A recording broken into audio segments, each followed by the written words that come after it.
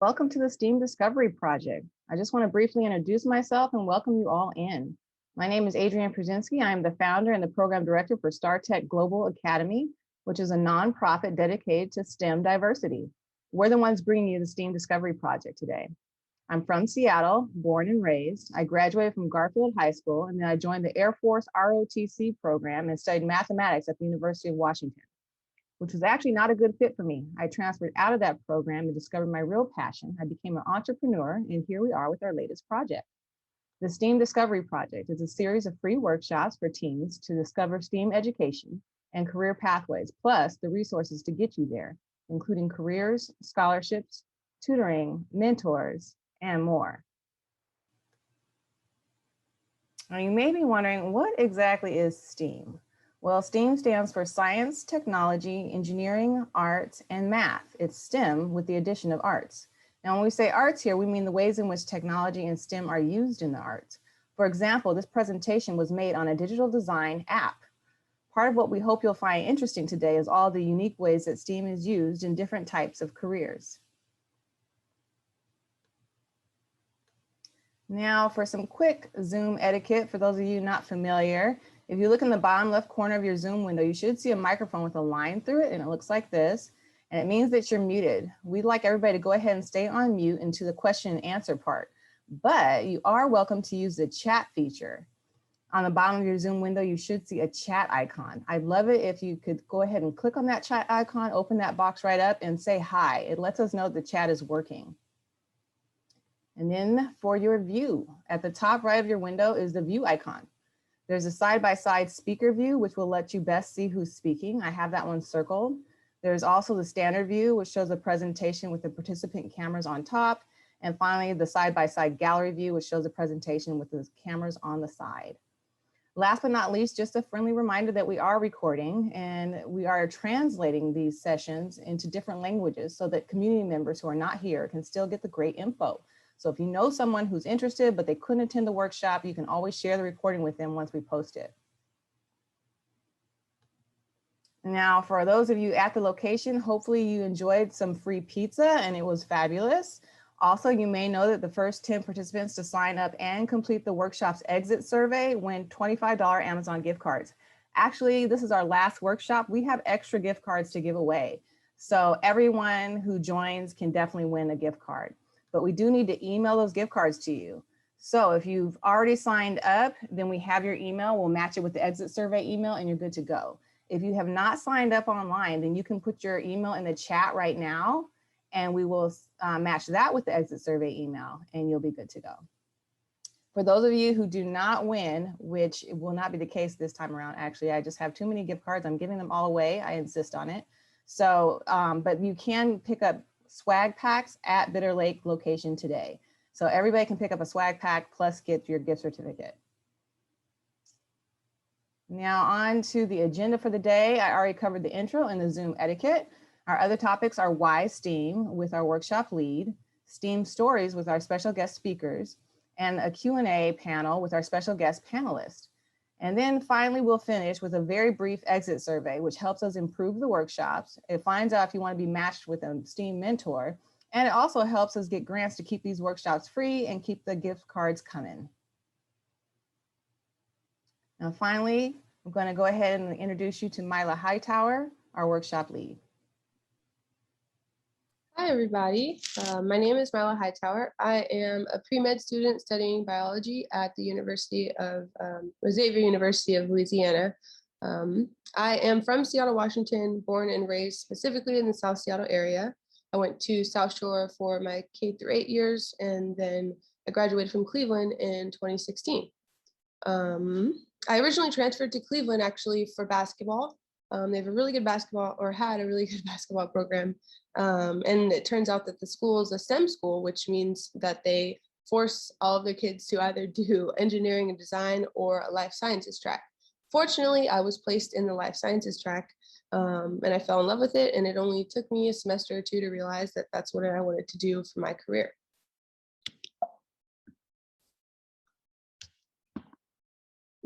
Now, there are hundreds, if not thousands, of different STEAM careers, and we will explore some of those with you today. There are also many different pathways to a career in STEAM, and you should choose the one that fits you the best.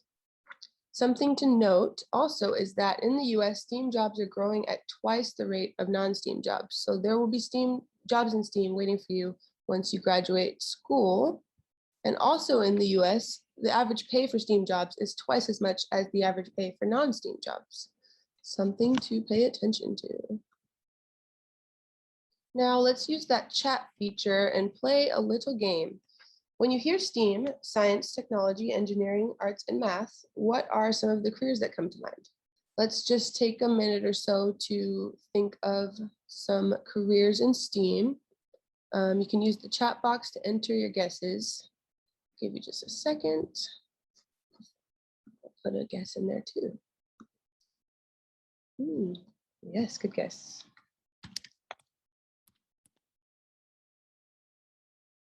We got architect, chemical work, engineering, astronomer.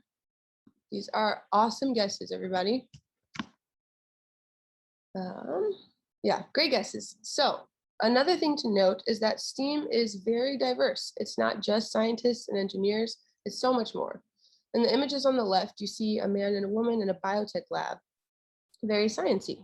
On the bottom, you see a man and a woman in a music studio using DJ mixing equipment. Both are STEAM careers.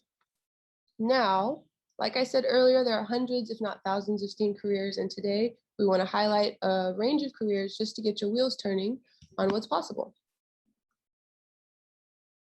Now, here are some science-based careers related to health and wellness. You have dentistry, nursing, pharmacy and medicine, lab technician, counseling and psychology. You can get into physical therapy and fitness. Other science pathways include the nature and life sciences like ecology and land stewardship, zoology, forestry, environmentalism, or becoming a veterinarian. On the tech and business side of STEAM, you have game development, website or app developing, IT systems and security management, DevOps and business operations, or digital marketing. On the media and art side of STEAM, you have graphic designing, multimedia artist, digital animation, or multimedia creative director. On the technical art side of STEAM, you have entertainment and audiovisual careers like director of photography, videography, visual effects technician, or becoming an audio engineer. So another really cool thing about STEAM is that there are multiple pathways to getting into the career that you want. Virtually all careers in STEAM are going to require a high school diploma or a GED, so that's going to be your first step. With 1 to 2 years of education after high school, you'll usually get a certificate or an associate's degree. 4 years will get you a bachelor's degree, and 6 to 12 years will usually net you a master's or doctoral degree. Now, I know 12 years might seem like a very long time, but that time is going to pass anyway. And so where do you want to be in 12 years? What do you want to be doing? How do you want to be spending your time? The key is to figure out what you're interested in, see what careers there are, and then start down the path. And hey, don't worry about paying for school. There are plenty of scholarships, grants, and student loans out there that will help you cover the cost. At the end of this workshop, we're actually going to connect you with a resource guide that will help you with tutoring, scholarships, and more. Another awesome thing about STEAM is that the jobs pay very well. We like to call it a family wage, meaning you can live on it and support a family. Each of the career fields that I mentioned earlier have a way to get into them with a longer path, a shorter path, or a medium path. Usually the longer paths are going to pay more, but not always. There are some 2-year paths like information security or business operations that will pay as much as the 6 to 12-year options. We're talking $25 to $45 an hour. But it really depends on the specific career. So, some key takeaways for this workshop. First, there are many diverse careers in STEAM, all the way from engineers at Boeing or SpaceX to life sciences and multimedia artists. Second, there are multiple pathways to getting into each career field. On average, careers in STEAM will require 1 year to 12 years of schooling, but remember that time is going to pass anyway. So where do you want to be? And third, if you put it all together, it's really about finding something you're interested in, looking and choosing the pathway, and letting that lead you to a career in STEAM. And lastly, it's important to remember that most jobs are going to have ongoing training and education, so you can always switch pathways if you change your mind. Now, before we get to our guest speakers, I wanted to take a quick second to show you the resource guide that I mentioned. We are creating a guide for each workshop location with a list of local resources, including advising, tutoring, scholarships, computer labs, study spaces, free Wi-Fi, food, workshops, and so much more.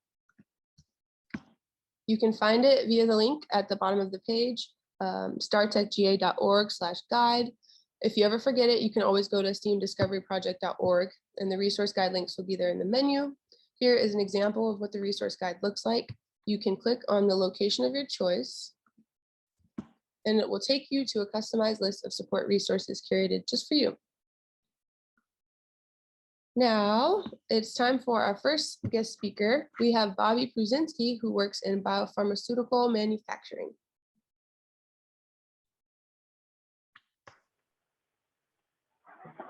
Hello.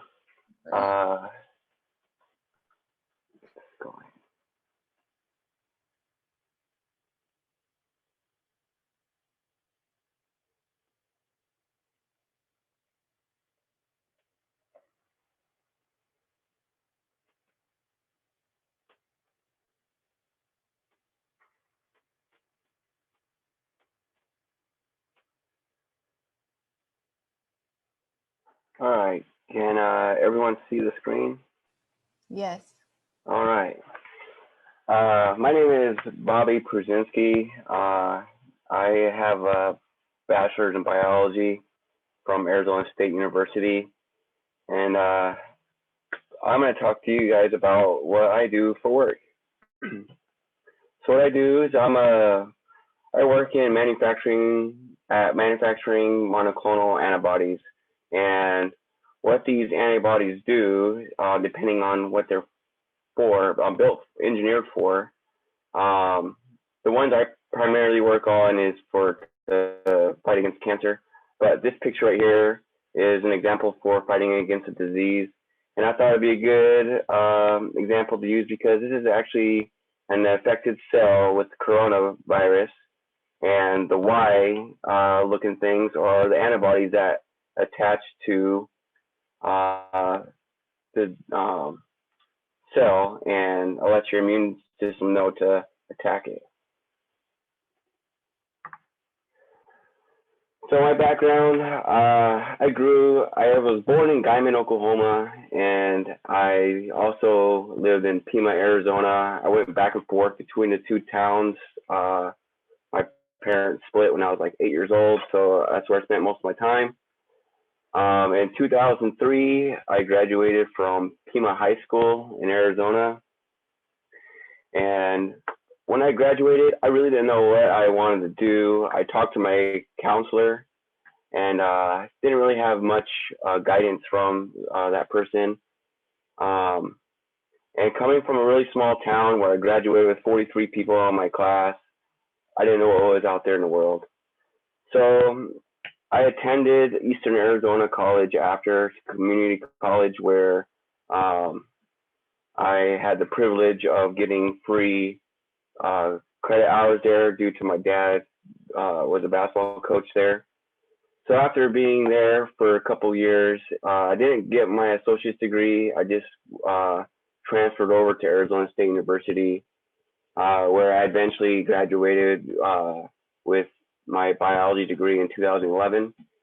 So you can see there's like 8 years there. I just lived my life and just kind of figured out what I wanted to do. When I was at Arizona State University, I first started off with biology, and I got a life lesson taught to myself, where I got put on academic probation. So during that time, I switched back to education, or switched to education major. And during that major, I was 2 semesters away from graduating. And part of it, I had to take an upper division science class. And in this science class, I found out that how proteins are made and how they're developed to fight against diseases and cancers, and just fascinated me about how this could be used for medicine. So out of all those years, I was over at Arizona State for 6 years, and to pay for that, I didn't have any money. I didn't grow up with much money, and in fact, it was like really tight growing up. So federal student loans 100% covered all my education, and that includes books, everything, and a little bit of room, my rent. So just so you know, you can use the student loans are there to help you get to what you want to be. When I first graduated, I moved over here to Seattle, and I applied like everywhere, and everyone kept on telling me, you don't have any experience. So I went to Shoreline Community College and got my biotechnology lab specialist certificate. And once I got that, it was like gold. I got plenty of offers to go work everywhere. And yeah, that's my background. So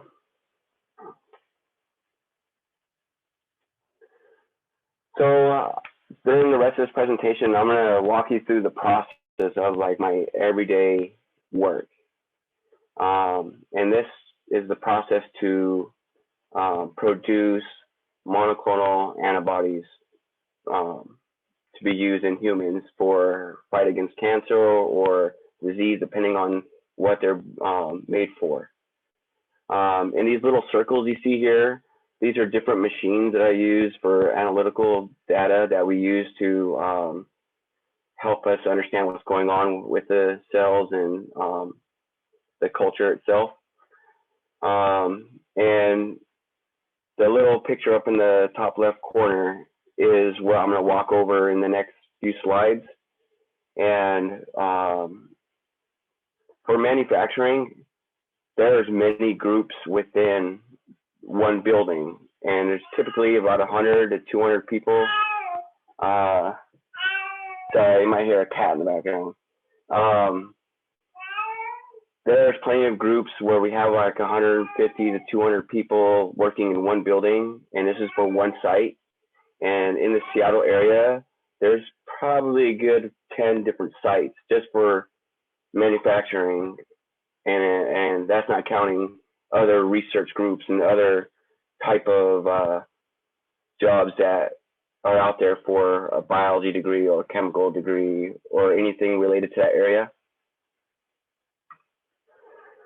So this is where it begins. This is the cells that I use they're called Chinese hamster ovary cells, and what these cells do, they actually will produce the monoclonal antibody that we want by secreting it out of the cell. And the CHO cell begins in a 2 ml vial, which you see inside the hand here. And what we do, this comes frozen to us, and then we put it inside of a shake flask here, and it goes into a nice warm spot called the incubator, where it stays around 35 to like 38 degrees, depending on the process, and will stay about 3 to 4 days. Once we get to about that 3rd or 4th day, what we do is called passage. When we do a passage, we take that little bit that was inside that flask, which is maybe about 100 mils of culture, and we take it and put it into 4 other flasks that are about 300 to 500 milliliters of media, and add the culture to each one of those, just so we can have enough numbers of cells to make it to the next step in about 3 or 4 days. So I want to tell you a little bit something that's going on in this picture here.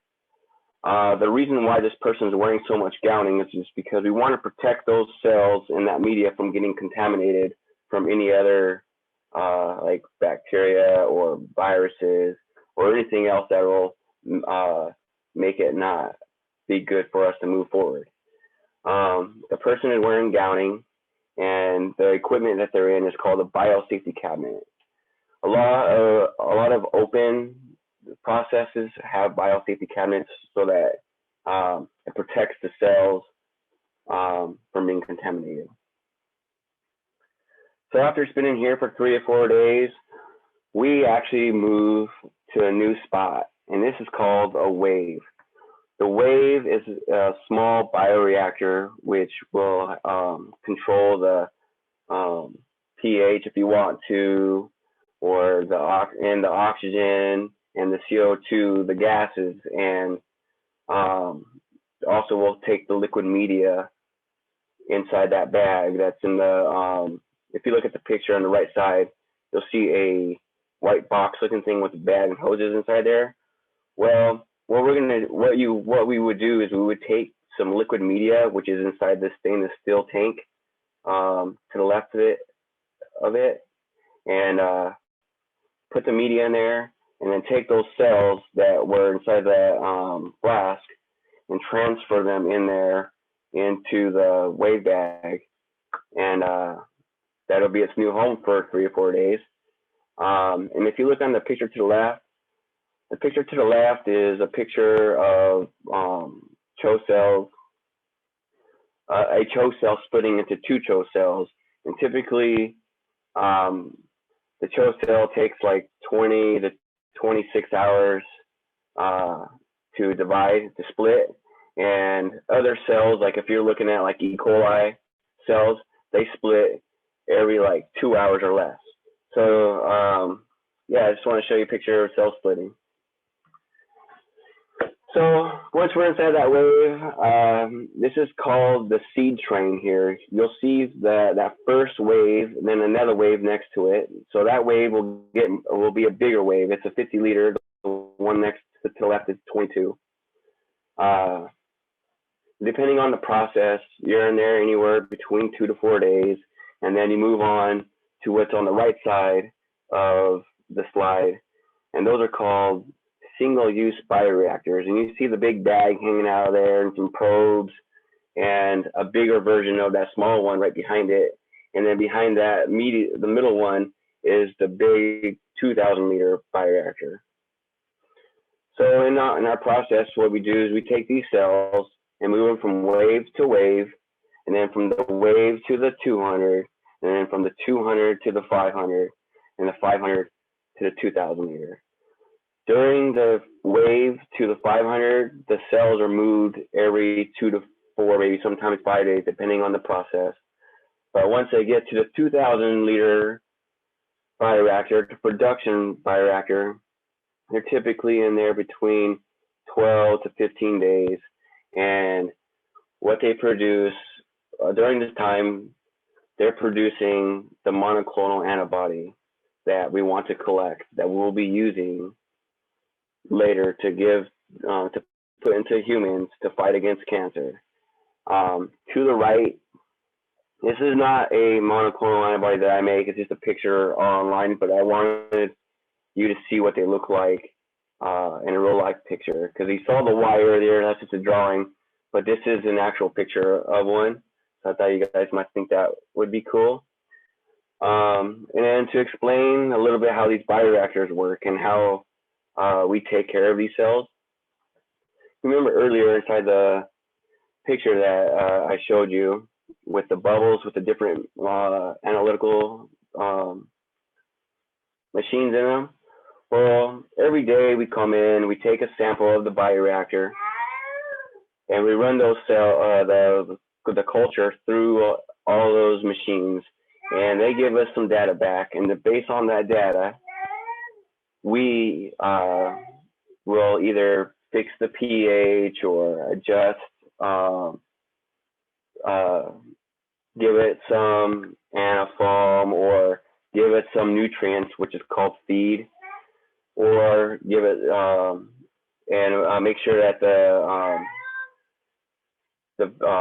the dissolved oxygen is at an okay state. So So to get all those solutions, it takes a lot of work. It takes like a day or two per solution that we put inside there, and there's like 6 solutions. So to even get into the 2,000 liter bioreactor, you're looking at about a week's worth of work before you even can get into it. So at the end of the 12 to 15 days that you're inside that bioreactor, the production one, what we do is called harvest. That's the day that we collect the monoclonal antibody to be used in humans. So what you see here is the sample. We take a big sample in there and aliquot it into little tiny bottles to send off to other labs where other biologists and chemists work at and run it through their machines to tell us that everything is good to go with the product and it can be used in humans. And that is a site, the picture to the right, the smaller one, that is actually a quality control lab. And that is where some of those samples will go to them, and they'll run their machines and they'll give us a thumbs up to make sure everything's good. And the same people that work inside here, they also have biology degrees, biochem, mainly a lot of microbiology classes or degrees inside these labs. So after all those samples are given, are taken and given, we don't wait for the data to come back because sometimes it takes like 2 weeks to get some info back. But what we do is we go through, and this is called the harvest train. In this harvest train, this takes about 4 or 5 days to set up 100%. And it takes like about 6 people to do. So each one of these, the 2 to the left, those ones filter out all the cell debris and all the stuff you don't want. And the one to the right, it even like filters out even more smaller particulates that you don't want to go through to the next step. And once it goes through those filters, we collect it into a 3,000 liter storage tank. And you're probably like, Bobby, why are you going to a 3,000 liter tank whenever you were just in a 2,000 liter tank? You don't need that big of a tank. But my answer would be, or is, we actually flush it with a 1,000 liter buffer to make sure we collect every single drop that we can of these antibodies, because it's like gold. It costs a lot to make this stuff. So we definitely make sure we catch every little bit that we can. Then once, this is where we stop in my group. In my group, I don't know if I told you this, but my group is called cell culture. I work in the cell culture group. And once we're done, we pass it on to our compadres in downstream. And I don't know exactly what they do in here, but they do take a couple weeks to do their process after we're done to get it to,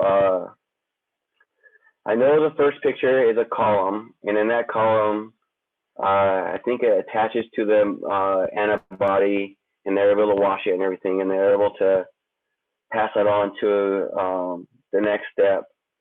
And by the time they're done with everything that they have done to clean and purify the monoclonal antibody, the picture to the right, the far right, is the final product before they send it off to another lab that has biology degrees, chemistry degrees, and other types of degrees there, that will put it into a vial, or depending on, well, for this way it goes into a vial, then it goes into a human. But other facilities that do other things with the purification group, it could go into pills, or whatever goes into humans, it goes to another lab. And I just want to show you another picture of the quality control lab, because this group alone, I think, has like 30 people, and this is only one lab out of a few. And none of this would be able to be done with our facility team. Our facility team, they do not have bachelor's degrees. They actually went to a technical school in Bellingham and over in Yakima are the two schools. And it's like a 10-month program, and you get your certificate. And there's a ton of their type of jobs, not only in my industry, but in other industries for their type of work. And I want to leave y'all with this last little bit. There's a ton of jobs here within this niche, right? You got Seagen, Bristol Myers, AGC, Lyle, Just Pharmaceuticals, Partner Therapeutics. Those ones I know are my type, like they're manufacturers. The rest of them, they're more of like develop the cell lines that people that can produce different types of drugs that some companies might like, and then they'll manufacture them. But the point is, there's a lot of jobs available for in this industry here in the Seattle area, all the way up from Everett, all the way out to Redmond, all the way down to South Seattle. There's definitely labs all over throughout the area. And that is all I have for you.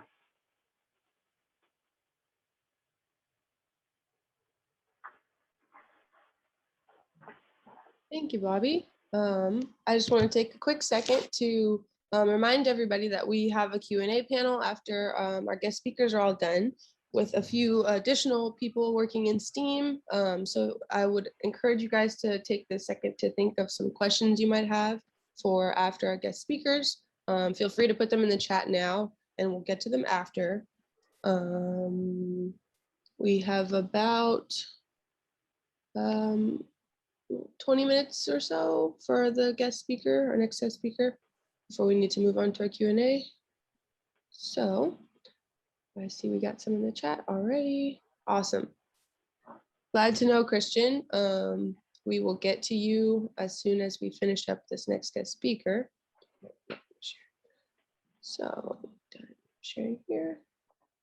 So next up, our next guest speaker is Bethany O'Feely, who is a computer engineer and leader in equity, diversity, and inclusion. Take it away, Bethany. Hi, everyone. Nice to meet you. My name is Bethany St. Clair O'Feely, and I'm going to share a little bit about I'm going to share my screen. Got a little bit of a deck, and I'm going to share with you my careers. And I'm in my third career right now by what people think of as careers. And all of my jobs have been in STEAM, but they've been a little different. So I want to tell you a little bit about what I've been up to. And then I want to walk you through a little bit about what I do now and how I transitioned into doing it, because it's an interesting thing to see how new industries emerge. I'm in kind of a new industry, and how your jobs change over the course of your life, how you transition, because what your first job is, it might not be your last job, and it might not be your last industry.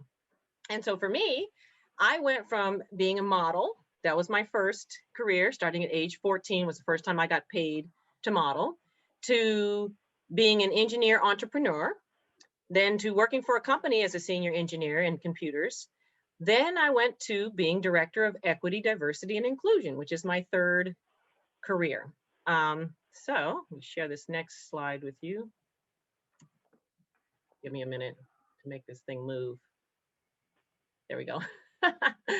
Okay, so on the left, where I started, the modeling started in high school. I was 14 years old. And at the same time in high school, I knew that I wanted to get a scholarship to college, because it's hard to pay for college in general. You can do it, like where there's a will, there's a way. But I had decided as a youngster that I wanted to do the best possible job I could in high school, so that I had a great chance to get paid for college, so I could try and get a full ride. And I was a pretty athletic person, but I knew definitely I had the privilege of playing basketball with women who went pro. And so I was good enough to play with them, but I knew I was not good enough, that the athletic route was not going to be paying for school for me. So I studied really hard. I did extracurricular activities.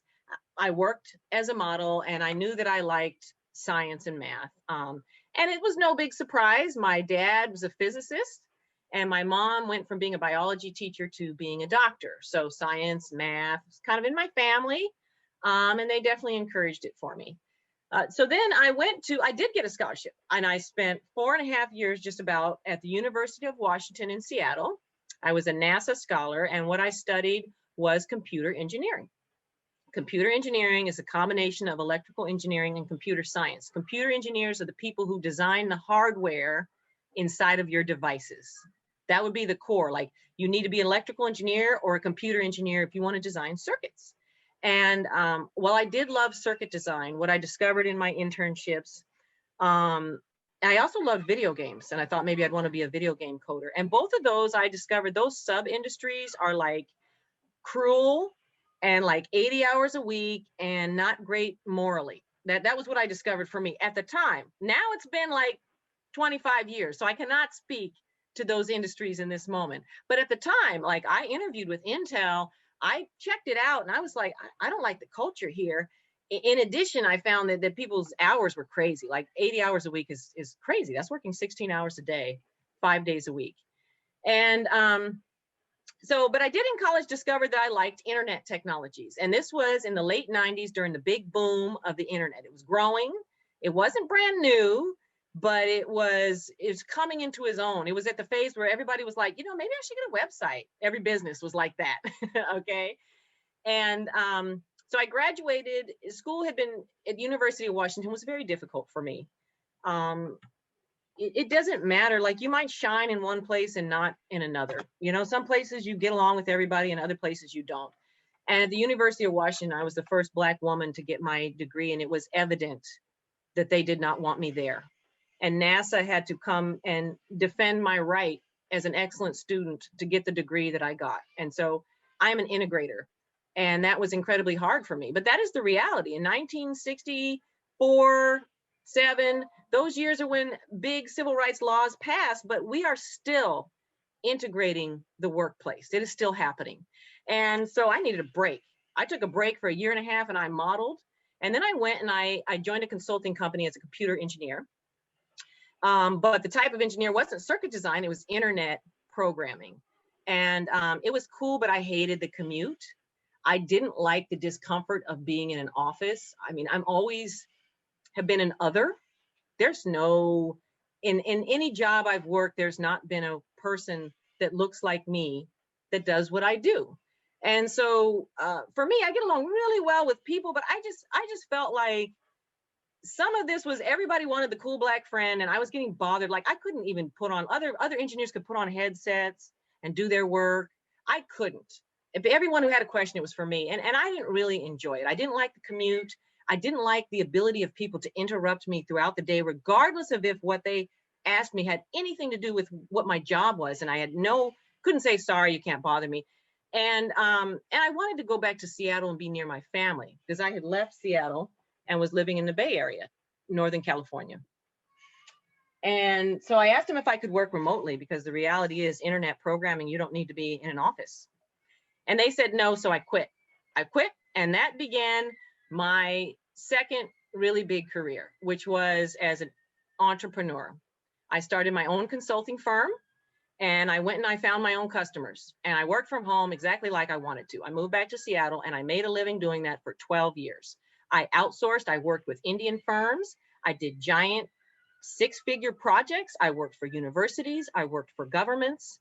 And it was very interesting. And what I found out that I was good at, and also that people were more willing to hire me as someone who didn't quite look like what they thought a software engineer should look like, was the people in distress. I became a smoke jumper, a fixer. So then the people who were ready to hire me as a consultant had failed doing all the things they thought you should do conventionally. They'd hired, the guys that looked like what they thought, which kind of like maybe a white guy that was kind of youngish in a hoodie, the whole stereotype. They'd gone with what they felt comfortable with, and it had failed. And then at that point, folks' minds were open to hire someone that didn't seem anything like anything they thought a nerd should look like, because that's what I am. I'm a nerd. And that was good. And that was, sorry, that's my children playing in the background. That is a side effect of working from home. But it's okay. I would rather be interrupted by my children any day than random coworkers that may or may not be allies, that may or may not end up being friends or helpful every 10 minutes, which was my existence in an office. And here with kids, I might get interrupted every couple hours. Well, that's a big improvement on my efficiency. So it works for me. So I did that for 12 years, and I was getting ready to start a family, and I was looking for a new gig online. And I applied for something that I thought was my usual thing, where I'd be like the lead architect. I'd help them figure out what they want. I'd design how we were going to code the software, and then I would bring in a team to write the software, and then I would review it, help test it. I was a leader. But it wasn't that. It was a regular job. The industry, in the 12 years I had spent working from home, had slowly changed. And there were actually jobs as an employee for a virtual worker, which really didn't exist when I had first left it all in 2000. And so I took it. I took that job as an employee, and I am still with that same company 9 years later. And that job was my senior engineer job. I worked in healthcare software. So now we're up here at the top here. I worked in healthcare software for a company named OpenText, which is big data. A lot of people haven't heard about OpenText, but there's a lot of companies you have heard of that are OpenText customers. Google, Amazon, the government, the federal government, the federal government of Canada. These are the customers. This is like the big data behind big data. And I really enjoyed it. I really enjoyed it. And I had a nice team that I worked with, and I was a senior engineer. I did a lot of lead work, but I wasn't really doing the kind of leadership that I did as a consultant, as an entrepreneur. And as my kids got a little older, I started kind of looking around to see what volunteer opportunities there were in the company, to see how I could maybe expand, because it was evident I had hit my glass ceiling in my group. I was never going to become a manager, no matter how many people I managed. I was not going to be moved forward into a higher ranking engineer, no matter how many projects I did successful. They were going to be happy with me, enjoy working with me, but I wasn't going to move anywhere in my career. So I started looking around, and at the same time at OpenText and the whole world, George Floyd was murdered on film. And for the first time, a lot of people who didn't understand the reality of Black and brown people in the United States got a view into our reality. And it was life-changing for them. And so as a volunteer, the CEO of our company was dealing with a couple things. He was awakening to the reality, and this is a big company, 15,000 employees. So this leader was awakening to the reality of his Black and brown employees. He was awakening to the reality of the COVID-19 health disparities. He was like, what? You're 6 times more likely to die if you get sick? His mind was blown. And I was right there as a volunteer to be like, yeah. And how I got to know him was they were like, everybody had to be working remote. The whole company was not remote, only about 20%. Everyone was panicking, spazzing out. How are we going to do this? Anyone who has any suggestions, oh my God, please email us. So I did. And I said, I've been working remote for almost 20 years. We're going to be okay. It's not that big of a change for us. And you need to have some trust. And also, you don't need to tell people to turn on the camera all the time. Like, I've been in a group for 9 years. We never turn on the camera unless it's happy hour. It's not necessary. It sucks up internet bandwidth for people at home. And why are you bringing visual biases in when it's not necessary? And I pointed out to the CEO in an email, this is a chance to be free of your visual biases with the people you work with for a while. And he was like, huh, that's an interesting perspective. And that was it. And then I got asked later to help plan a Black Lives Matter listening tour for our CEO. And so I did. And then they asked me, and I facilitated it. I facilitated it, and I used it as an opportunity to enlighten our leadership on the reality of Black and brown people, to give them ideas on how they as a company can better support their workers who are in marginalized groups. And I really took it. I took that chance to say a piece, to awaken somebody who was ready to be awakened. And it was, as they described it, a life-changing experience. And at the same time, I'm still off being a nerd in healthcare software. And then they say, hey, do you want to help us plan this strategy for the company? We want to do more equity and diversity work. And me, I'm realizing equity and diversity, like that's a whole thing. It's a whole department. It's a whole area that almost all big companies have. And it's there for several reasons. One, because a lot of countries have histories of being unfair to various groups of people, and this is a way to remedy that within a corporation. But you would say, why does a company care about equity, diversity, and inclusion? Well, the science shows if you're not diverse, you're going to fail. Might not be now, but it will happen eventually. Science also shows if you're not inclusive, you're going to lose a lot of workers. It's going to cost you a ton of money over time. So there's a business imperative. So I help plan it. I help plan the strategy after I run these meetings. And then they ask me, they say, hey, we're going to start an equity, diversity, and inclusion department. Do you want to lead it for the company, for the world? And I said, absolutely. That sounds fun. That was about 9 months ago. And where I am now is I'm the director of equity, diversity, and inclusion at OpenText. And this whole area for companies, it's been around in some companies for 20 years, some companies it's new, but it is about nurturing your work environment, your workers, such that you have diverse and inclusive workplace, and so that you pay people equally. Because there's a problem. A lot of women get paid less than men, and that's not only illegal, but it's unfair. And it needs to be fixed, but it's a challenge. You start to say, I've got 15,000 employees. How do I figure out if I'm paying everybody fairly? That's not a small task. So these are the pillars we came up with. Awareness, which you need to train people, all right? You need to influence culture. You need to pay attention to how you hire employees and how you help them develop in their career. Companies do volunteer work. It's important that they pay attention to how their volunteer work is. Also, companies spend money. So that's your power, your business, but also as OpenText, as a software company, we write artificial intelligence. We write software. You need to pay attention if your software is biased or not. That needs to be a mindful part of the process. So that's power of business. And analysis and governance is about your policies and about measuring how you're doing, holding yourself accountable. Like, I want to increase diversity. Well, how do you know if you increased it? You have to measure it. So that's where we are. I have impact teams that I run.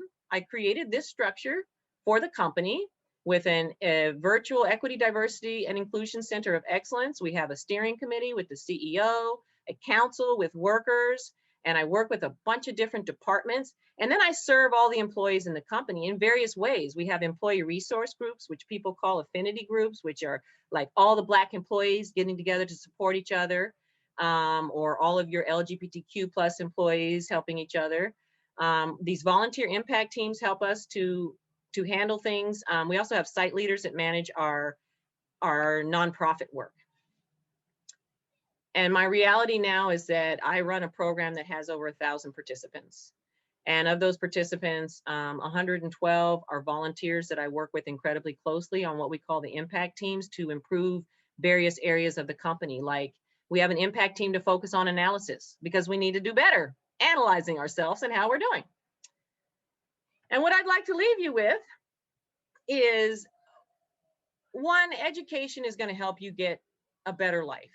It doesn't have to be a 4-year degree. It doesn't have to be a doctor's degree. You can get a certification, but being mindful about how you move forward in your life, it's important, and it will make a difference on how difficult things are for you. Because when you can earn a little more money, it's a little less stress, and that matters.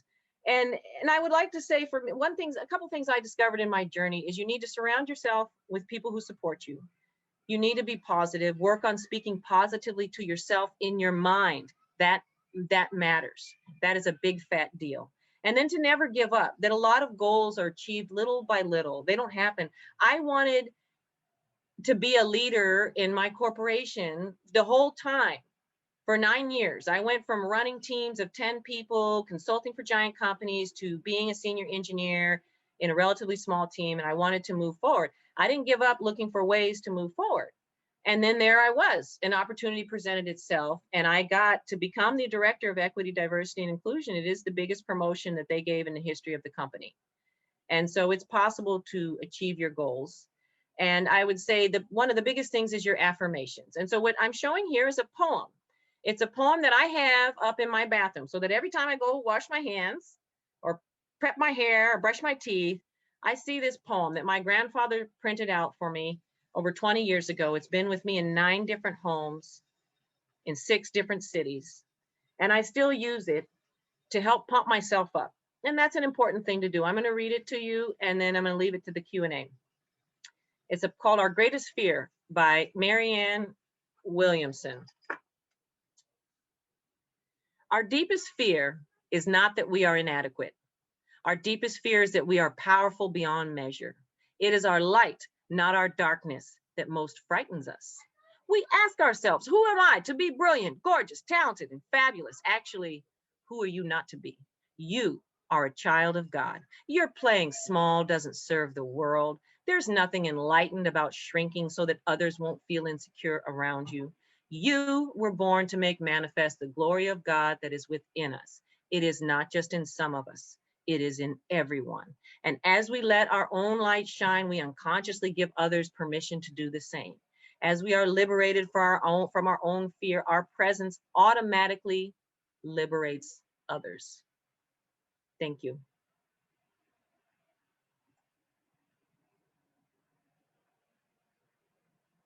And back to Mila.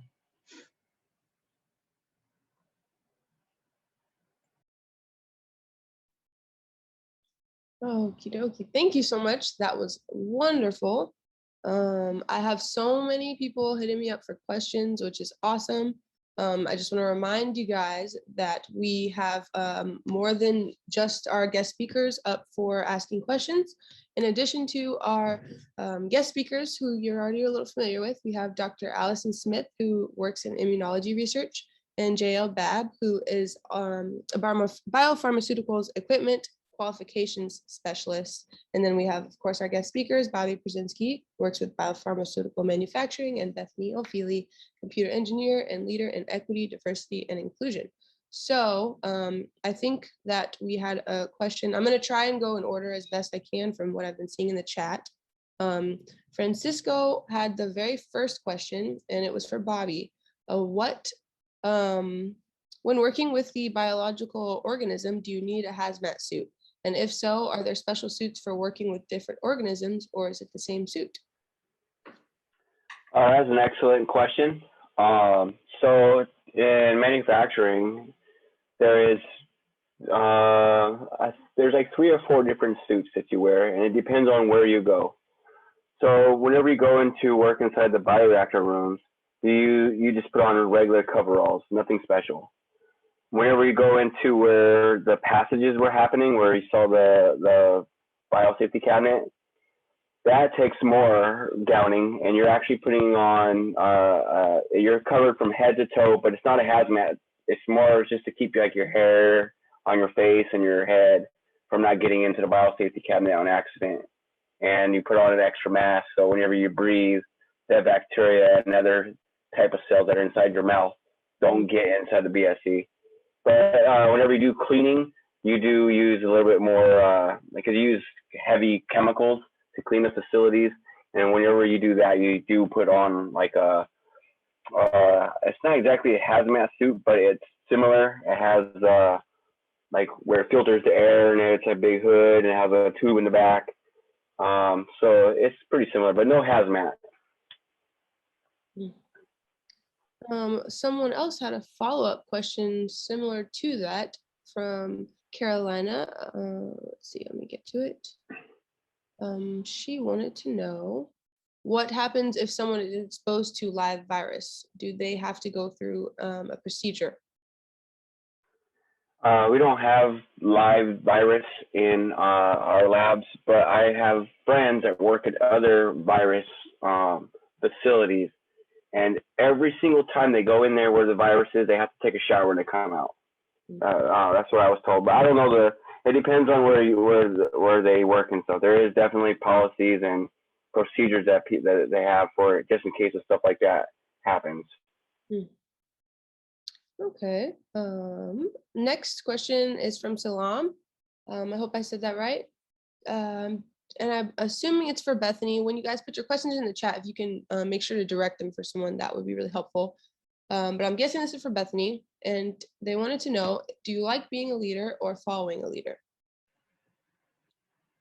That's a great question. And you know, sometimes you have to explore to know what you like. I like being a leader. What I have found though is I like being a leader within a structure where I'm not the only leader. So when I ran it by myself for 12 years, the buck stopped with me always. And that is a lot of pressure. I got to say, like people making a living all resting on your back, not just you, that's rough. And when I'm in a bigger company where like I'm a leader, but I report to other leaders, and it's like a group of leaders that come together to make it happen. I feel like the load is shared a little bit and it's a little less stressful. Great question. Thank you. That was a great question. Great answer. Next up, we have a noob who wanted to ask Bobby, I believe, what made you transition to a different career? And have you been able to use experience from your previous careers in your job today? The transition was when I found out that proteins can be made through different cells to be used as medicine. Mm-hmm. That's when I switched over from education back to biology. And then what was the other question? Sorry. And were you able to use previous experience from your other careers in your job today? Yes, actually. Currently, with all like inside the lab, like the suites that you saw with all the bags and all the tubing and all that stuff, I'm the guy that makes sure that I order all those parts and make sure we have enough for everybody to use throughout the day and we don't run out of anything. So that skill I built up whenever I was managing a restaurant, because I had to make sure like the food was coming and like, you know, working with managers and making sure that we had materials to be given out to customers. So yeah, so just you tend to like everything that you experience in life, you learn and you can use that in other areas. Mm-hmm. Mm-hmm. Yeah, and for me, I can share really quick on that as someone to transition. Yeah, you definitely use stuff in past jobs, and just like Bobby, like you never know what it's going to be that's going to be useful. There's a ton of skills I learned modeling that I've used in every other career. So it's been interesting. And then my engineering, it helps me plan and figure out technologies in this current career. Very true. Next is Ruhama. Let's see, it's okay. Ruhama wants to know, and let's go with Bethany for this one. What was your motivation when you changed your career? I think that's for you. Well, when I was modeling was never enough for me by itself. It scratched an itch though, like the artistic side, like it worked one side of my brain and I liked it, but it was never enough. So it never, they asked me not to go to college. They said, look, you could be making a lot more money if you just moved to New York. And I was just like, this just isn't enough for me. And when I was computing and switching from computing to this wasn't a transition to equity, diversity, and inclusion. It didn't really, and when I gave up modeling, it was because I was tired of traveling, by the way. There's a lot of traveling. You have to be on call all the time. So that was one of the reasons I gave it up 21 years in. And then transitioning to this one, this was my chance at leadership in a big corporation. And it turns out the skills I have from previous jobs and just from being an integrator and just living as like a Black woman that's always in some situation that nobody's ever been around a Black woman before, gave me a great skill set to be this kind of a leader, it turns out, in equity, diversity, and inclusion. 20, however many years later too, I still have yet to work with another Black woman on modeling set. I haven't had many experiences, but I am the only Black woman. It's almost always. Yep. I like skin stuff too, so it's definitely seems to be an ongoing thing, but I do also take a lot from what I've learned from modeling into my other many other jobs. It's true. Let's see. Next, we have Meloweet. Meloweet. And question for Bobby: are samples thrown away if there is a wrong mutation, or do you try and fix it?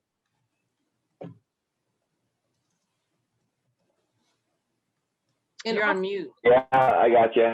And you can also answer, if you wouldn't mind, how technology plays a part in your days at work. So hopefully there's no mutations because then yes, it'll be thrown away. uh, but typically there's not that. The cells are pretty robust and there's not that much of a. Well, not much. I'm not gonna say that much. There isn't any because through the samples that we send out, they would let us know if that would be good for humans or not for humans. And if it's not, then we just it's a huge like deviation, and it's a lot of work for everybody if something like that happens. But technology, oh man, we could just like programming is big time within my field because those bioreactors they have computers on them. And anytime that we have to have something like changed or whatever, someone else like Bethany has to come in and do it because I can't. I don't know what I'm doing. And then there's other devices that are being developed as we speak that are coming to the field that will help us out in the future with being able to run like 10 of these bioreactors at once they're set up because of automation. That's like a big one that's coming around the corner. That's all I have on that. Yeah. Awesome. We only have time for like one more question. Did you want to I ask? saw a question about the jobs being well paid. Maybe that's something all the panelists could answer about what they do. I don't know if we got time to go through everybody, Adrian. I'm not sure. I think that's an interesting question. Yeah, if all the panelists can answer how well their jobs pay for their hours, I think that would be a great question for the students before you go on to the survey. Perfect. Let's do that. And I think we just had one more person that didn't get to ask the question. That'll be our last question. But Bethany, if you could answer really quickly from Christian, do most businesses only care about money? Yes, that's the short answer. Yes. That's they're determined. If you don't call yourself a nonprofit, then you have declared to the government that you're here to make money. Now, what businesses are learning is if you want to make money for real for a long time, you actually have to do the right thing. So then that's their motivator. So then when I do stuff, I could do what it's called making the business case for doing the right thing. It's showing them how doing the right thing makes you money. Like I said, being diverse, that's doing the right thing, increases your innovation and profit. And so then they're, oh, I can make money. So unfortunately, yes, it's a big motivator for businesses. And how would you say about the pay for your job? I make well into the six figures, and that is standard for people like me. And they for a computer engineer being hired right out of college or computer scientist, they're going to be offered $90,000 a year. Even in like a small town, like if they're like in Alabama, they still might be offered like $75,000 or $80,000 a year. And so it's really good money, and it's upwards. You start to get a computer scientist that's been in it for a little while in Seattle, they're making a couple $100,000 a lot of times. So it can be really good money. Thank you, Bobby. Yes, definitely makes a lot of money. I've been in the industry for like about 10 years now, and I started off washing dishes, and now I'm not doing dishes, and I'm up in the higher end, and I just crossed over six figures like a year ago. So it pays a lot. Thank you. Getting all those emails in the chat. Perfect.